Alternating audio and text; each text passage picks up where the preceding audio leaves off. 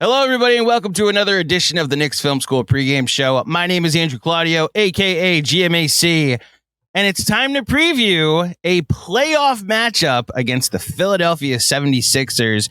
You know, all year, I've been asking everybody about their Mount Rushmore of rivals on this podcast, and not once did New York Philly really come into play. These are two teams that haven't met in the playoffs since 1989. While these cities have gone to war in other sports, these two teams, there isn't a ton of animosity, which might change in the next week and a half. We're going to break it all down as we have for the most part, getting from the New York perspective and from the X's and O's. I think we've done an outstanding job. Please check out our content if you haven't yet.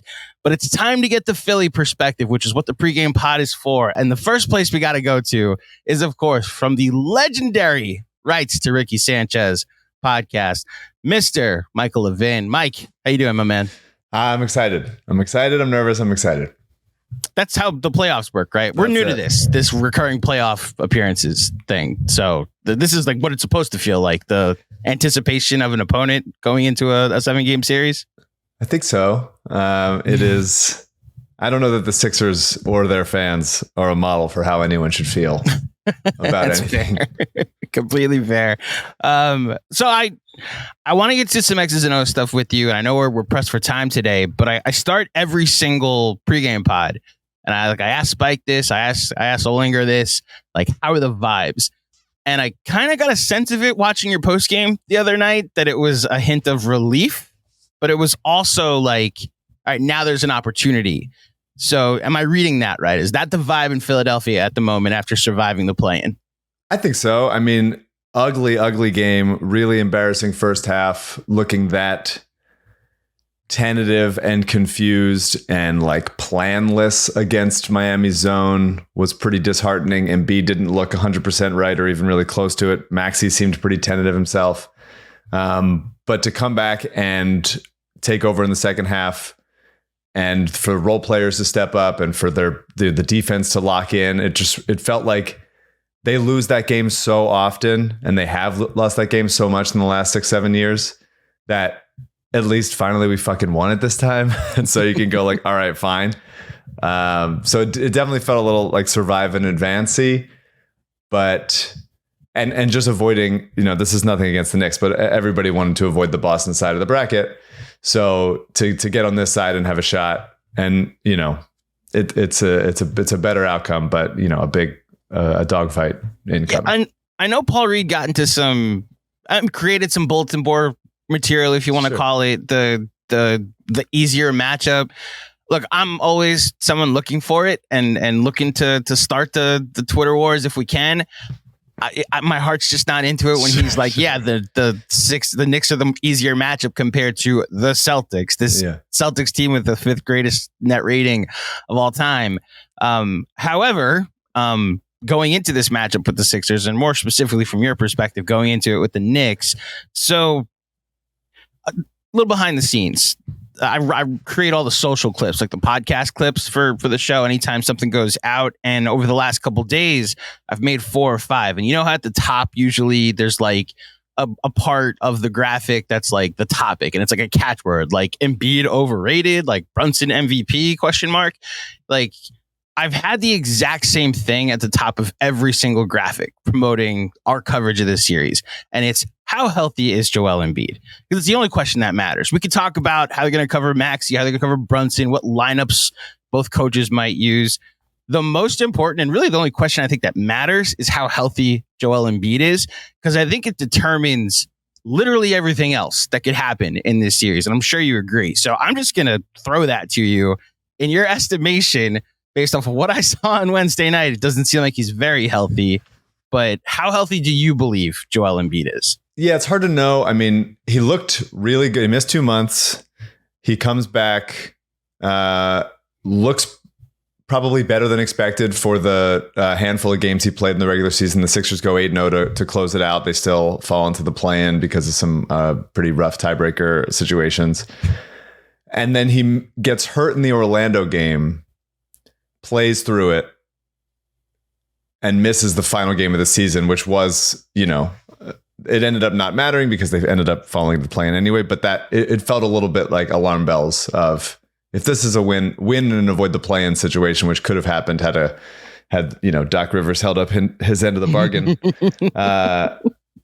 then it seemed like a game he would have played. But so you get a little tentative about that, and then you watch him in the Miami game, and he wasn't right, man. He's a guy who protected the rim very well in the second half, and I probably didn't give him enough credit for that in the post-game podcast, but he looked slow and he looked indecisive and he looked he gets mopey when he's not fully healthy, when he's not like fully in position to dominate the way that we know he can.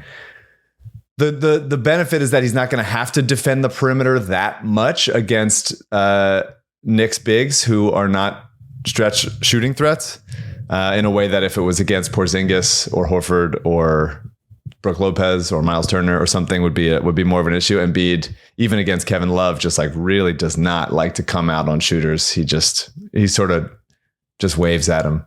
And he can do it when he needs to, but I think he also feels like I'm best served around the rim. And he's not wrong about that, but you wish he had a little bit more. You wish his legs allowed him to do that and get back and protect the rim, which when he's fully healthy, he can do obviously very well. So it's really hard to know. He just didn't look right in that Miami game. And hopefully that's an issue of rust and conditioning. And I would love to see him fully back in the Knicks series. It's going to be really extremely physical, but I don't have a good answer for it. It's hard to know. So I think that's what it's where we're all kind of going to. It's hard to know at this point what version of Embiid we're going to see. And my projections for the series, and I think all of us at Knicks Film School, all of it's based off of honestly what we saw Wednesday. I went back and rewatched the Orlando game and the stretch you're talking about after he played through it. Kind of confused why he came back in the game, but I'm sure you guys also had some thoughts as to that always happens. That's really exactly always happens. He'll get hurt in a game and it'll be like, he should probably sit. He comes back in and then he misses the next game. That's sort of how it goes. It's what happened to Jimmy also in the Miami game. That is true. So the adrenaline still flowing probably forced him to come back into the game, which is fine. So then there's a 3-part schematic question that I have. The first one, if he's going to play that type of, it's not even like a deep drop. It's a drop coverage where he wasn't even really making an effort. Cause like you said, he wasn't able to. I'm not even like criticizing the effort he was giving. It's just, it seemed like he was really laboring. And if Tyler Hero is taking those threes and going, whatever it was, 9 of 27, you survive it. Jalen Brunson's just murdered drop coverage all season. He averaged 38 points a game against the Bucks and Brook Lopez. And just about any time that he saw drop coverage, it's either pull up 3 or just pull up in the mid range if you chase over the screen. Do you foresee an adjustment ahead of time from Nick Nurse as like putting Embiid on Josh Hart or someone else, or do they just go away from the drop coverage? How do you think they play that? I think it's a possibility. I think Nurse will probably get pretty aggressive in maybe even more aggressive than I would like in helping off of the Knicks less willing shooters. I don't have the sounder, by the way. The help, the no help. Yes, I don't love so much help. I think sometimes, but like it depends on personnel, right? So if it's Jalen Brunson, like he's going to beat somebody one-on-one a lot, and you got to send help. If it's Deuce McBride, stay in front of him. Like do a better job of keeping your man in front of you, and don't help off of Dante DiVincenzo, who's become obviously a very good prolific shooter from deep, or Bogdanović. But if you're helping off of like Precious Achiuwa or Josh Hart is a little bit less willing to hoist, then that's a different conversation. So hopefully it's a personnel like more holistic based. If you're on this guy here, we want you playing off of him so that you can show help on Brunson's drive so that Embiid can drop and protect the rim so he's not getting beat with lobs over his head over and over. So I'll say this: I don't think you're going to see Precious Achiuwa hopefully at all this series. He played well in the Knicks game in Philly a couple months ago. He did, and that didn't have Embiid, so it's interesting. The Precious Achiuwa game that you're talking about was when he played the backup 5. Mm-hmm. And it was the Tuesday game when Anunoby came back, and that's kind of been our life since, is that Anunoby's back and they don't lose. Yeah. However, we went through 2 months where Precious Achiuwa played the 4, and smart coaches like Nick Nurse just said, we're just going to ignore you and make you play the perimeter. And like you said, not help.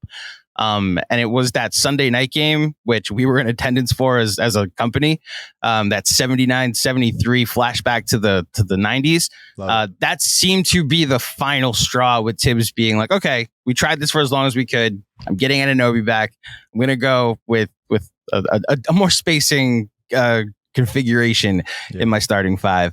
So I don't think you'll see a ton of Precious at the 4, maybe as a 5, but even and then it's pick and roll. It's not necessarily him, being on the wing, right? Trying to be a spacer. Yeah.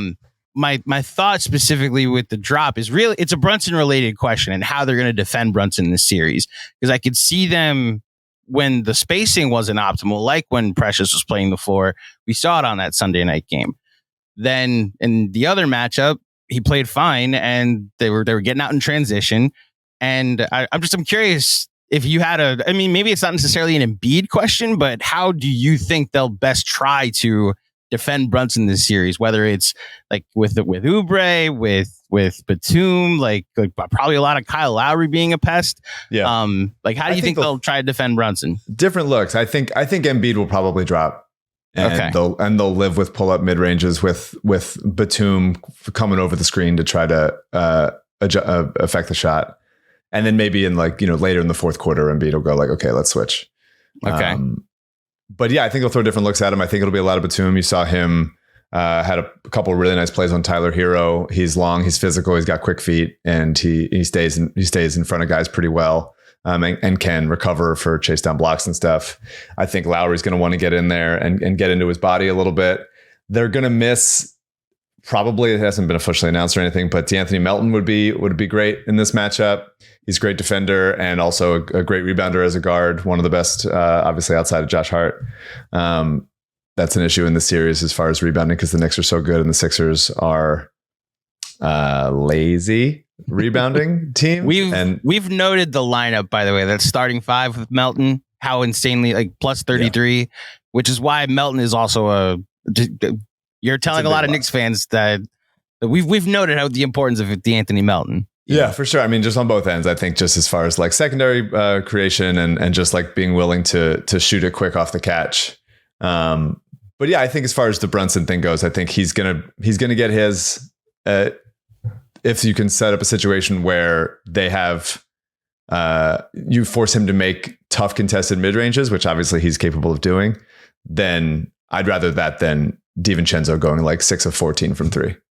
Yeah, which is in play. Obviously, like you said, he's the 14th most threes in NBA history in a single season this year. And look, you're the more experienced playoff podcaster here. The idea of shooters or role players suddenly going cold in the playoffs has crossed our minds as someone like Devo, someone like Deuce McBride, who has been a revelation since the Anunoby trade where he inserted himself into the rotation.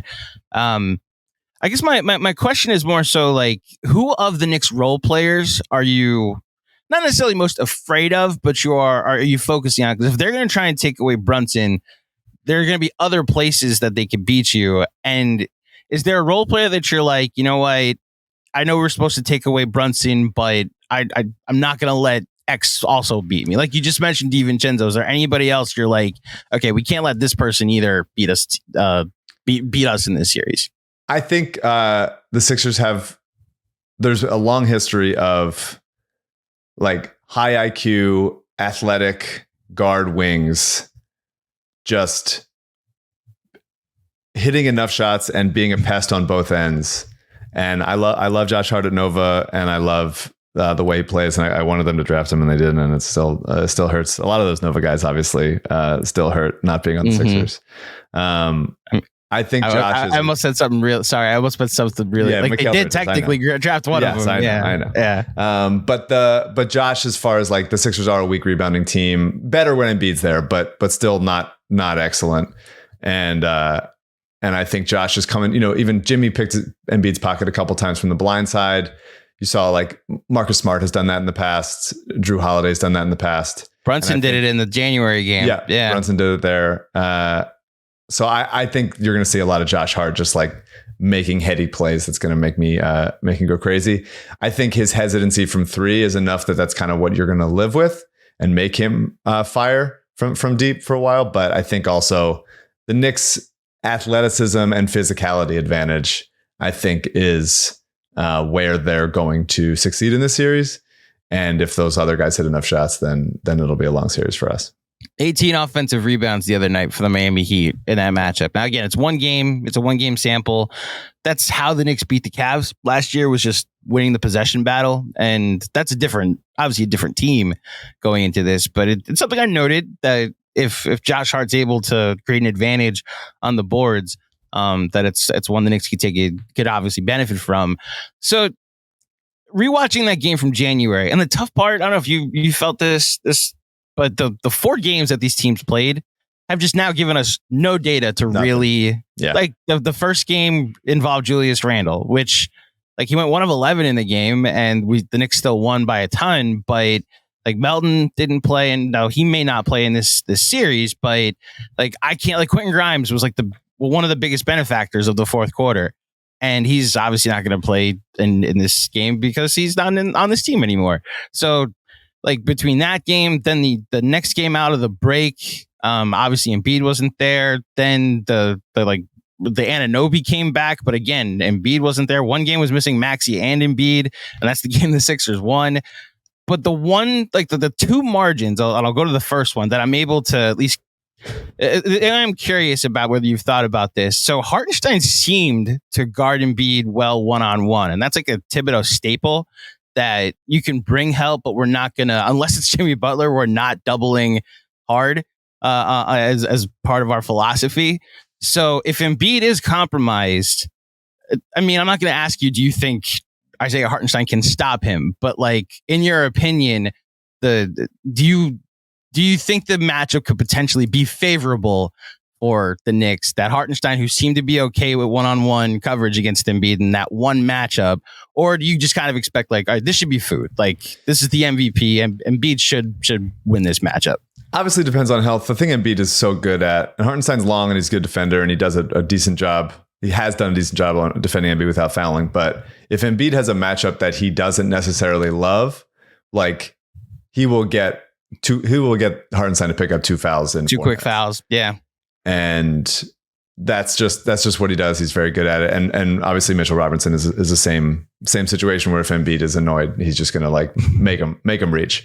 But it's so much of that comes down to health. I think if Embiid has improved so much as a passer this year in a Nick Nurse offense, and I think the players around him are more comfortable cutting and moving off of Embiid than they have been in the previous 6 years. So it's exciting to see that. Like even the biggest play of the game, I think, aside from all the Nick Batum threes, was Kelly Oubre ducking in, sealing Jimmy Butler, and Embiid making that pass from the opposite wing in a tight window, and Oubre getting it in there for an N1. And it's just nice to see Embiid improve in that area, because in previous playoffs he has struggled. His assist to turnover ratio is really, really bad. They just announced that D'Anthony Melton's not playing tomorrow, so that is as expected. Live on the pod. Live on pod. So it's a matter of like, when Embiid is going, and he was having the best season of his career this year, which is crazy to say because he won the MVP. Nobody could stop him one-on-one. There's nobody could. He rocks into that jumper so easy, and he shoots so well from the mid-range, and he can draw fouls, and he can get you to bite at the rim. And if you double him hard, he's going to find shooters. I think the biggest issue, obviously aside from health, is for both teams really, is how comfortable are those role players in pulling from deep off the catch quickly. And Tobias Harris is not someone who is comfortable doing that. In previous Knicks games, they've doubled off him pretty heavily in a way that he should feel insulted by. Yeah.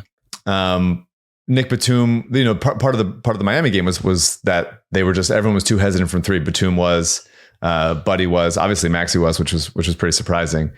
But can you get those guys? Can you get Buddy open if they're gonna double off of him? If Embiid starts beating the matchup one-on-one, and then they have to show more help, can you punish them for sending that help with some threes off the catch or baseline cuts or something? So that's what's going to boil down to, really, is like, can those role players hit shots and even just take those shots? Is for so much of the Sixers, seeing guys hesitate off of Embiid post-ups is so frustrating. And Embiid for years has gotten on them being like, fucking shoot it when I pass it to you, you son of a bitch. So hopefully that happens. So again, we're going back to the question from the beginning: how healthy is Joel Embiid? I don't want to make the entire pod like that. No. But it is, of course, the biggest X factor. I think the second one, outside of, at least from a Philly perspective, is how the Knicks guard Maxey. A start would just don't let him get out in transition. From my perspective, and well, let me ask you, who do you not want to see on Maxey that could potentially slow him down? I want to see what your answer to this question is. I don't think it matters. I think he's... You think, okay. If they're not playing, hopefully, the thing about Maxey is that he's just such a quick learner and he puts things in his rear view so quickly. He's just such a good player and such a good, has such a great headspace to the game and around his teammates and how much that he's had to take a bigger role this year with Embiid missing for so long, and seeing how teams blitzed him to get the ball out of his hands. And when he's number one on the scouting report, has turned him into a way better player. And those minutes without Joel, they can survive more because Maxey is so capable of, beating two guys running at him at once, basically splitting the defenders and getting the shot up so quick. I think if it's Anunoby covering him, obviously Anunoby's an excellent defender, but then that means Anunoby's not helping off somebody else and using his off-ball skills to deny the ball or help at the rim or something. And if it's DiVincenzo or Josh Hart or Brunson, they're gonna get beat. If it's Brunson, that's not a favorable matchup. The name that's been thrown out a ton, and look, again, if you're looking for small margins to pay attention to, the game coming out of the All-Star break where the Knicks went up big, Sixers made a comeback, and then Tibbs went to that smaller lineup with Deuce McBride at the 2. Didn't completely shut Maxey down, did slow him down to an extent. And I guess that's the matchup that some Knicks fans have pointed to as this is an adjustment Tibbs can make, is you put Deuce on Maxey, and then you can, again, have OG guarding Tobias Harris and treat him like Precious Achiuwa, and just, have him as like you said, a free safety, and potentially make that work. I'm curious the chess match and how it goes. I don't think there's much to do, especially the way Maxey's played over the last month, but it is an adjustment. I'm curious if they go to. I want to turn the floor over to you. Any Knicks questions you potentially have for this series. Just the last thing on the Maxey thing. I think. Oh yeah, go ahead. Because Tibbs is obviously psychotic, but he's not psychotic in the way that Spoelstra is. He's gonna play him pretty straight, I think. And I think you're gonna see a lot of dribble handoff between Embiid and Maxey. And if Embiid gets Deuce or Anunoby or whoever on those screens, and it's Maxey and Isaiah Hartenstein in a foot race to the rim, Hartenstein's gonna lose. Right. Maxey gets that up so quick. Watch for Maxey forcing goaltends, because there was a stat. I lost exactly the numbers now, but earlier in the season there was a stat of him causing the most goaltends in the league by a sizable margin, and I think he forced 2 in the Miami game. He just gets the ball up so much faster than bigs even Bam Adebayo could expect. And so I think you're going to see, even though Hartenstein's long and has good instincts, and same with Mitch, I think you're going to see him. He's just too fast. He's too fast, too quick, and he's got touch on that shot. I would just wonder if the Knicks, they play a lot of drop, and I wonder if they would just play it and drop. Even if so, like you said, in the scenario where, but Maxey can be dropped. That's the thing. He's so fast. Yeah. He can even blow by. If you're dropping, you're not dropping enough. Kid's unbelievable, man. So Anunoby comes with the help. I guess this is where I ask a question about the role players that look. I have no idea how many minutes Tobias Harris is going to play in this series. In my opinion, the better, the more the better for as far as I'm concerned. I know from a Sixers standpoint, he hasn't played. The fewer the better. So who's starting? Who's gonna? Do you think they go to Lowry at the second guard spot? Do they go to Batum after the way he played in the play-in? Who's the fifth guy that? And I guess more importantly, who's closing And is it matchup dependent, or who's playing well? I think it was nice to see Tobias not close in that lineup. Nurse said that it was because he was tired, but that is a lie. And protecting his vet, yeah. And so I think it'll be. I tend to prefer Oubre coming off the bench. I just like that sort of when it's Maxey Embiid. I like everybody else sort of spacing around it, and Oubre getting to run a little bit of like offense geared towards him when he comes in with a little bit of pop and athleticism because he can get to the rim so well. But I think that they will probably start the series with the same lineup that they started against the Knicks, which is Maxey, Lowry, Oubre, Tobias, Embiid, and Batum off the bench, and then him closing some of those lineups. And then the other two guys in the rotation being Buddy Hield and Paul Reed probably, and maybe Campaign if they need a little pop of shooting and ball handling. But yeah, I think it'll be dependent on who does well on Brunson. I do think they're going to throw different looks at him. But it's without Melton, it's going to be, I think, everybody getting a shot. Everybody, yeah. So any other Knicks questions or thoughts or observations going into the series that you have? Does it, like, the Sixers have been missing for years, like athletic wings, and Kelly Oubre being here, and even Batum, even though he's older, is still, he plays athletic because he's long and quick and smart. It feels, even though the Sixers are at such a disadvantage in this series, it feels like we're in like a renaissance of Sixers wing athletes. How does it feel to have like a very athletic team like that gets to everything, that can just assert their will? Like, is that something that you feel like does that feel like an advantage to you as much as it feels like something I'm worried about? It does. And I think it's going to be how they're going to have to create offense I don't think they're going to stop Brunson. I do think they're going to make life difficult for him. The thing he's struggled with when he has struggled this season is length. Yeah. And that's something Kelly Oubre and Batum have done a good job on with him this season. What they've done, and I can't believe I'm going to say this about Tom Thibodeau, but their offense has looked so creative over the last month. If you blitz Brunson, he gets it on the short roll to Hartenstein, and then it's just 4-on-3.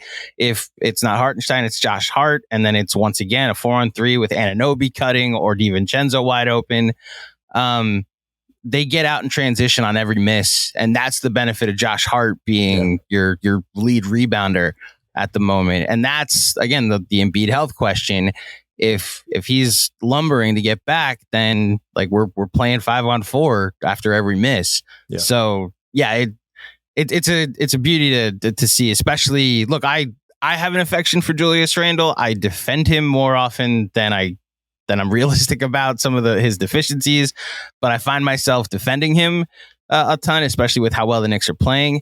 However, it's like, it's just a different world at the moment where they're playing with a different kind of pace, especially these last, really since Anunoby came back, the Sixer game, that Tuesday night game. And then obviously when he came back over these last 7, it's great. It's added a new element to this team it doesn't really keep you out of games too, because they play with a more athletic pace. Yeah. I mean, the biggest thing I'm concerned about is rebounding on both ends, because the Knicks are good at it and the Sixers are vulnerable. And the fact that the Knicks can rebound on both ends and also get out in transition and also get back in transition is scary to me. That's all wrapped up in the athleticism and the speed and the quickness, and it'll be interesting to see how short Tibbs's rotation gets. And it's all bogey dependent. Right. Yeah. And bogey's killed the Sixers in the past too. I mean, he's a guy that just seems to hit a ton of shots against us. It's the Sixers just don't have that many guys without Melton to really just like go get the fucking ball. And Batum and Lowry are kind of the best at that, even though they're the oldest guys on the team. So we're gonna see there's gonna be a bunch of momentum swinging rebounds and then transition opportunities for the Knicks that are backbreaking for the Sixers. That is my impression of the series. So one of the things I am curious about to see what Nurse does is the Knicks have just like lost the non-Brunson minutes since the Julius Randle injury. Are there going to be any non-Brunson minutes, I guess? So that's where he's been on a minutes restriction. I don't know if you remember there was a Sunday night game against the Cavs where Brunson pulled up lame. He got it was like a pinched nerve in his leg. And look, in the moment we were like, oh, the season's over. Like there was no evaluation of like, how does the rest of the game go? But since then, he missed 2 games and then came back and has been on a minutes restriction. And the minutes restriction only got somewhat lifted over the last 3 games. You know, obviously he played in overtime against the Bulls, but it's been a very strict. And this is I think where the training staff and Tibbs have like had to be a push and pull. Hartenstein's been on a minutes limit. Anunoby's been on a minutes limit. Brunson's been on a minutes limit. And it's more so like a consecutive minutes limit that you're not going to play full quarters. You're going to play at most 7 to 10 minutes in a row. And these 3 guys, because there are 3 best players, we're going to monitor as closely as possible. Everybody else, Precious Achiuwa, Josh Hart, Deuce McBride, Devo, just don't even look at the seats because you're not sitting for the rest of the game. And, you know, the team's obviously bought into that. I think the non-Brunson minutes are like 4 minutes a half. And especially if it's not working, he's not sitting in the second half. But yeah, the non-Brunson minutes have been an issue. I'm just curious, like you said, how many there will actually be. Yeah, it's one of the things that we've been talking about, and Mike O'Connor at the Rights Ricky Sanchez has written about, is like how many the Knicks have had a better offense than expected, especially without that many options. But like how it's really just Brunson. He is the engine of the entire thing. And if you can limit them in transition, and Brunson is a small guard which is an archetype that hasn't succeeded that much in the playoffs. And the Sixers have bigger guys that they can throw at him. How much can you put him in the mud? So that's I think the hope is that our Maxey Embiid is a better way to get offense than just Brunson against a tough longer defender. So we'll see about that. I'm also interested in, Nick Nurse coaching against OG Anunoby, who he obviously played with in Toronto for so long. And I think it's always interesting to me when like Anunoby has improved as a shooter. He's not shooting as much as he was in Toronto, and he's improved as an offensive player. And I've always loved him. But like, what's an old coach do to his former player? Like, that's an interesting, like, G level storyline, like lower on the totem pole. But it's like that's like a matchup I'm looking at to see how he coaches against him. So that'll be interesting. But I mean, look, man, I would have rather faced the Bucks or the Pacers. I'm glad it's not Boston. At least we can wait on that. But one of these fan bases is going to be real upset because these are both 2 good teams, and it's a tough matchup. Yeah, you said it in the post-game pod the other night, which I respect that you both said that they should win the series, because obviously from a Knicks perspective, we're seeing how limited Embiid is, and we're like, the Knicks should have a good chance to win the series, and Vegas reflects that. They're even odds at the moment. But I thought like they're a motherfucker to play is the perfect way to describe the Knicks, because they just like they don't get blown out. They're never really out of a game. They like, I've seen them play shorthanded with 6 guys, and Josh Hart's having to take 18 shots, and they're still like tied in the fourth quarter, So that's why they've won our hearts here in New York. We do respect what Joel Embiid is, especially at peak, which is why I think this is going to be a long series. And, well, like you said, one of us is going to be disappointed, and I like you, Mike, and I'm not going to tell you who I hope is disappointed at the end of the series. Yeah, I hope it's an injury-free series. That would be it's every the Sixers aren't the only fan base that holds their breath for one player, like staying healthy and not falling weird and all that stuff. But it just feels like it's been so many years of Joel being as good as he is, and he keeps getting better, and he's fighting through this thing. And I want it for him, man. I really want it for him. So hopefully he stays healthy and everything. They at least at least give a good, healthy series, and one of us is happy. We'll see. Mike Levin, as always, thank you so much for joining me here on the Knicks Film School pregame show. Before we get out of here, any post-game coverage that you guys have planned, please let the fine folks at home know where they can find it. Oh man, we do it. I don't know how this started happening. We used to do just one podcast a week, and then it became 2 podcasts a week, and now it's a podcast after every single playoff game. And so that is that is what you really get to see a window into who I am immediately after a game. I'll never do like a live watch thing because I think I would get arrested. I'm not fit to be televised during that, but immediately after, when I've calmed down a small amount, we do podcasts right after the game, which I'm excited for it to be a Knicks Sixers series. The fact that it's never happened since '89 is pretty wild, and it does feel like a rivalry that has been on ice for a little bit that should come back, because this is a good team. They're gonna be good for a while. Yeah. I very much hope that there's no bricking for chicken in Game 3 or Game 4 that plays a factor into, because I can live with a role player getting hot. I can live with Embiid being, the second coming of Wilt.